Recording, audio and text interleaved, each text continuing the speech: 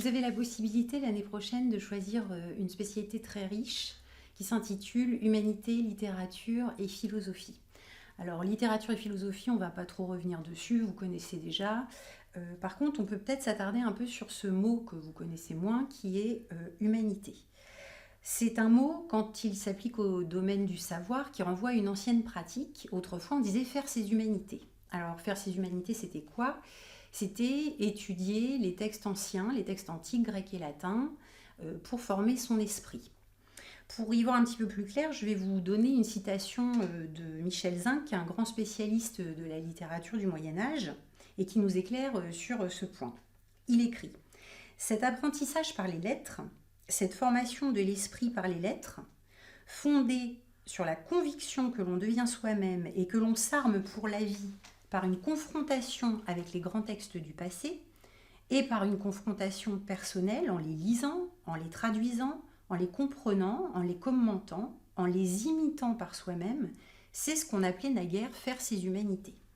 Donc là, tout est à peu près dit, si ce n'est que vous n'étudierez pas seulement, rassurez-vous, des vieux textes du passé, vous n'étudierez pas seulement des textes d'auteurs antiques, mais vous découvrirez aussi des auteurs contemporains, des artistes d'horizons différents, vous regarderez des films, vous analyserez des images, etc. Ce sont des choses que vous avez l'habitude de faire. Donc vous l'aurez compris, c'est une spécialité qui s'adresse aux plus curieux d'entre vous, ça s'adresse à des gens qui aiment se poser des questions, qui s'intéressent à des domaines très variés, qui aiment confronter leur opinion à celle des autres. Vous allez vous confronter à des domaines de connaissances très variés. Vous pourrez faire dialoguer des sphères aussi différentes que l'art, l'histoire, la sociologie, etc. Alors, le gros avantage, en plus du plaisir qu'il va y avoir à former votre esprit critique et à nourrir vos connaissances dans le domaine des sciences humaines, ça va être de bénéficier d'une sorte de triple bonus. Tout d'abord, évidemment, en français, puisque votre préparation aux épreuves anticipées de français seront renforcées. À la philo, puisque vous pourrez découvrir un petit peu de manière prématurée la philosophie, que sinon vous ne découvrirez qu'en terminale.